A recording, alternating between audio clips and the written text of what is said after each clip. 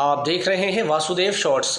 جی امریکی state department نے human rights کے حوالے سے اپنی رپورٹ جاری کر دی ہے۔ یہ رپورٹ 31 دسمبر تک کی ہے، یعنی اس میں آگے کے جو ہمارے 3 مہینے وہ شامل نہیں کیے۔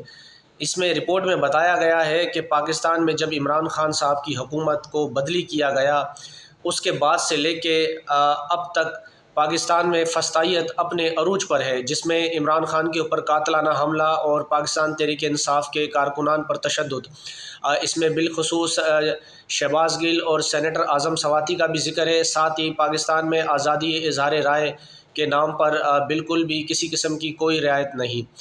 اس میں ارشد شریف شہید کا بھی ذکر ہے، صابر شاکر، عمران ریاض خان صاحب کا بھی ذکر ہے، اور یہ رپورٹ تقریباً 70 پیج پر مشتمل ہے۔ اس طرح کی رپورٹیں پہلے بھارت یا فلسطین کے لیے آتی تھی، ماشاءاللہ اب اس حکومت نے جو شہباز شریف صاحب کی ہے، ہمارا نام بھی روشن کر دیا ہے۔